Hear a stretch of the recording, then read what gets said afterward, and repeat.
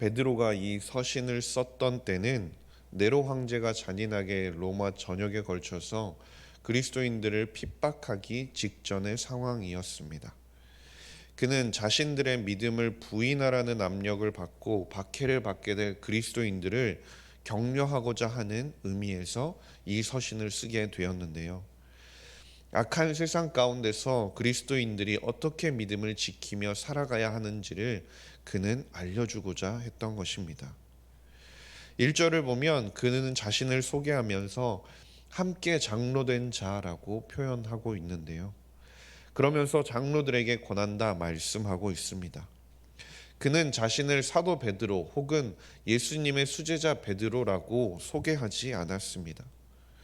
원래 우리가 잘 알다시피 베드로는 나서기를 좋아하는 성격이었습니다.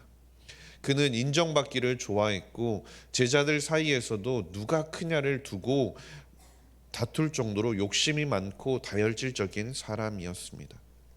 심지어 그는 이 베드로전서 이 편지를 쓰기 전에 30여 년 전에 생명에 대한 두려움으로 3번이나 예수님을 부인한 경험까지도 가지고 있었던 사람입니다. 그러나 그 베드로가 예수님의 부활을 목격하고 성령의 충만함을 체험하면서 자신의 우월함이나 자신의 높음을 드러내기보다는 겸손하게 자신을 낮출 줄 아는 자로 변화되었다라는 것입니다. 그래서 자신을 소개하면서 함께 장로된 자라고 표현하고 고난의 증인이요 영광의 참여자라고 자신을 이야기하고 있는 것입니다. 오늘 말씀에서 베드로가 권하고자 하는 이 장로들은 교회에서 직분을 나타내는 장로에 한정되는 것이 아닙니다. 교회 안에서 어떤 책임을 가진 자들을 포괄적으로 말하는 것인데요.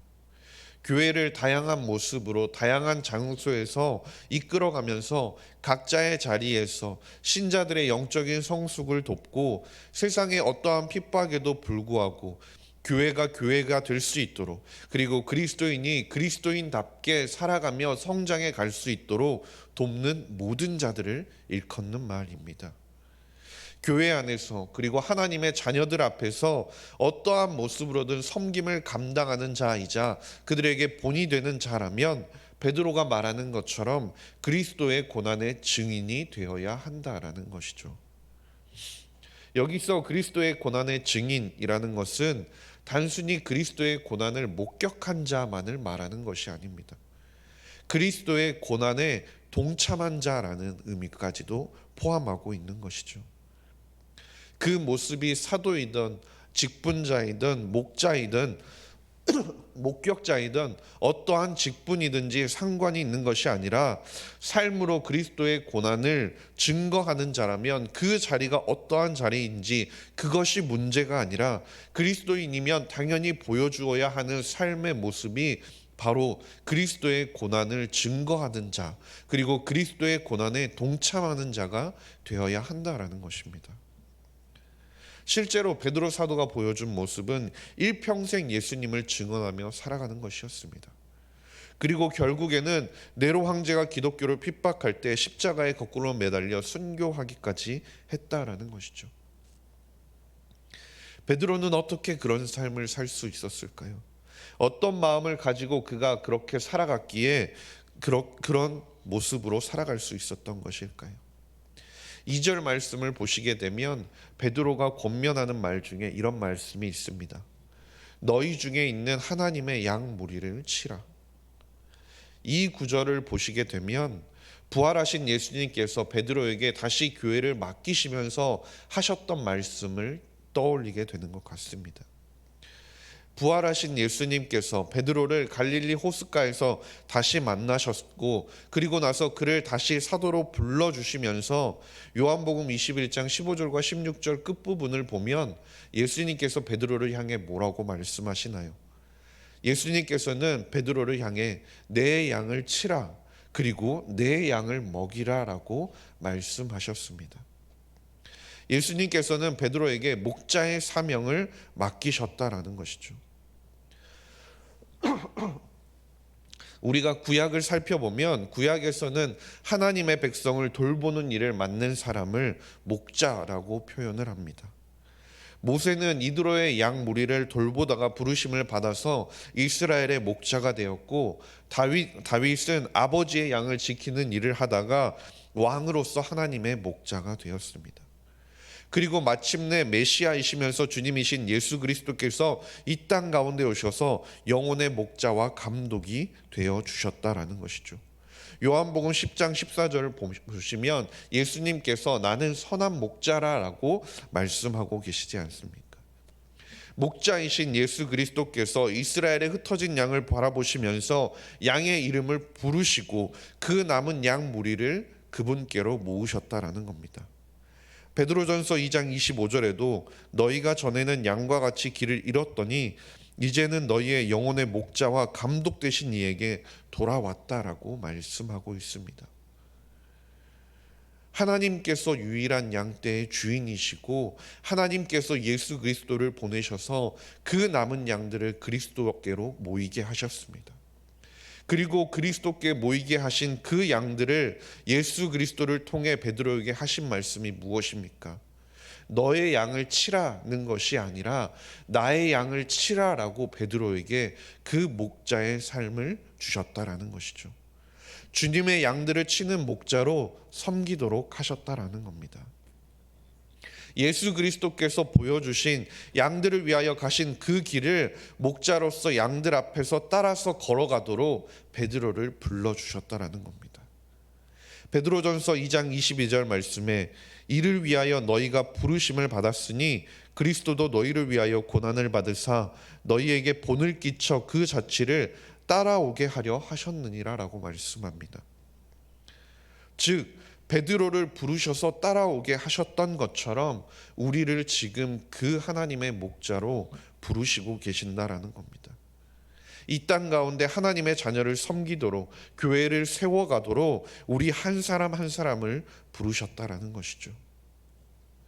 그리고 베드로가 그 일을 감당할 수 있었던 그 이유를 살펴보면 그것은 다른 무엇이 아니라 바로 하나님을 향한 사랑 때문이었습니다. 베드로를 예수님께서 부르셨을 때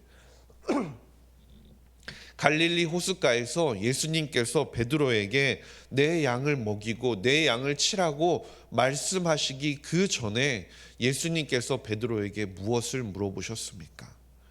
요한복음 21장 15절 말씀을 보면 이렇게 말씀하는데요.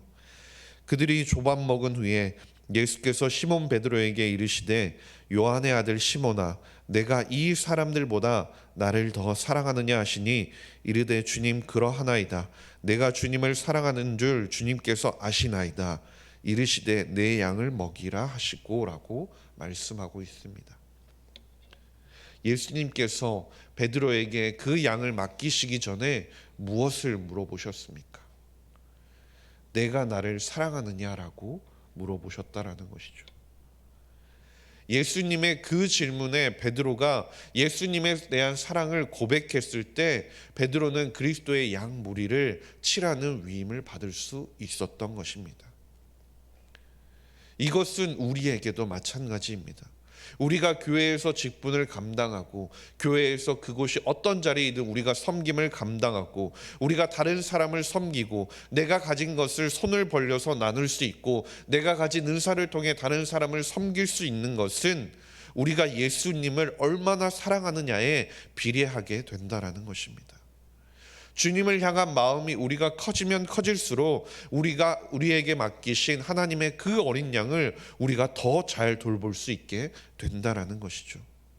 우리는 주님에 대한 사랑으로 교회를 사랑하게 되고 교회에서 만난 이웃을 사랑하게 되고 그들을 향해 섬김의 자세로 하나님께서 맡기신 그 목자의 임무를 감당하게 된다라는 것입니다.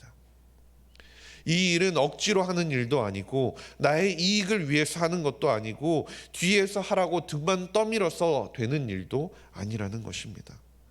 베드로전서 2장 3절 말씀처럼 너희가 주님의 인자하심을 맛보았으면 그리 하라라고 말씀하신 것처럼 겸손과 순종의 마음을 가지고 우리에게 하나님께서 보여주셨던 그 사랑에 우리가 반응하는 그 사랑을 가지고 보여주는 것이 우리의 모습이어야 한다라는 것이죠.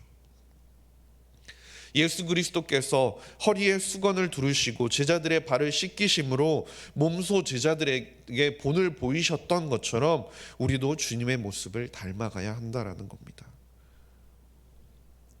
바울이 고린도전서 9장 18절에서 이렇게 고백하는데요. 그런즉 내 상이 무엇이냐? 내가 복음을 전할 때 값없이 전하고 복음으로 말미암아 내게 있는 권리를 다 쓰지 아니하는 이것이로다라고 말씀합니다. 그 바울도 마지못해서 그리스도의 부르심에 사로잡히지 않았습니다. 자신에게 요구되는 것 이상을 하면서 자신 안에 있는 그리스도를 향한 사랑을 이 땅 가운데 다른 사람들에게 보이고자 하는 마음을 가지고 평생을 살아갔던 것입니다. 그저 하나님의 복음, 예수 그리스도의 복음을 전파해야 한다는 의무감으로 살아갔던 것이 아니라 주님에 대한 감사의 마음을 가지고 주님에 대한 그 마음과 자신 안에 있는 하나님에 대한 사랑을 보여주고자 하는 마음을 가지고 그는 고린도에서 값없이 복음을 전하는 삶을 살아갔던 것입니다. 우리는 하나님께서 우리에게 값없이 주시고 예수 그리스도를 보내셔서 보여주신 그 사랑에 반응하여 교회를 섬기고 이웃을 섬겨야 하는 것입니다. 베드로도 그는 예수 그리스도의 사도로서 처음부터 끝까지 하나님을 대변하는 자였습니다. 예수 그리스도의 이름으로 말씀을 따라 사역하였고 그 사랑에 반응하여 살아가는 자들이었습니다. 우리가 이와 같이 우리를 향한 사랑에 반응하여 우리가 예수님의 본을 따라서 살아갈 때 우리에게 하나님께서 약속하여 주신 것이 있는데 그것이 4절 말씀에 그리하면 목자장이 나타나실 때에 시들지 아니하는 영광의 관을 얻게 된다라고 말씀합니다. 예수 그리스도께서는 신실한 목자들에게 그 영광의 관을 주실 것입니다.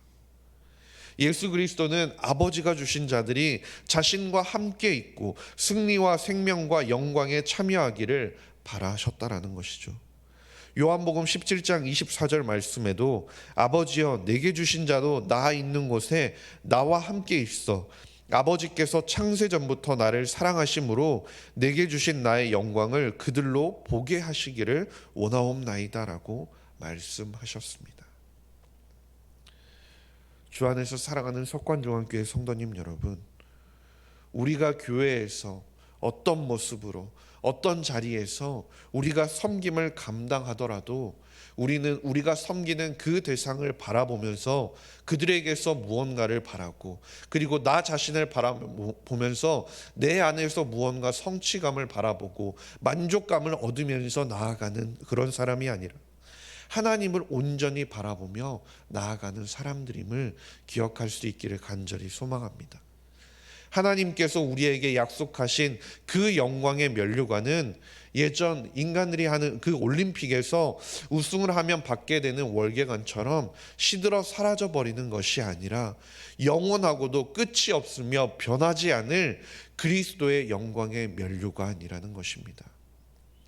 우리는 마지막 때에 하나님 앞에서 승리자라고 선포될 것이며 하나님께서 주시는 놀라운 상급을 받게 될 것입니다.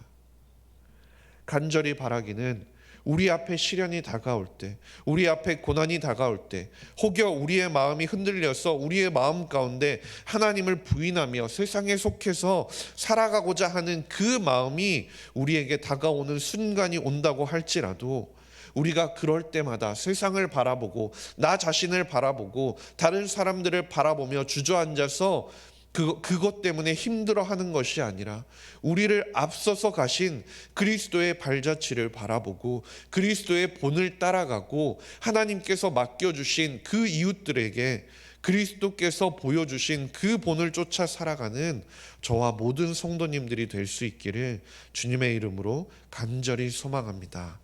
기도하겠습니다. 하나님 아버지 감사합니다. 오늘도 예배의 자리로 우리를 불러주시니 감사드립니다. 주님의 부르심에 온전히 따르며 하나님의 교회를 세워가기 위하여 우리가 진정으로 예수님을 사랑할 수 있도록 우리의 심령 가운데 주님의 사랑을 더욱 채워 주시옵소서. 성령께서 베드로의 삶을 인도하여 주셨듯이 우리의 삶도 친히 인도하여 주시고 이 땅을 살아가는 동안 내가 섬기는 이웃을 향하여 그리스도의 본이 되는 저와 모든 성도님들이 되게 하여 주시옵소서. 감사드리며 모든 말씀 우리 구주 예수 그리스도의 이름으로 기도드렸습니다. 아멘.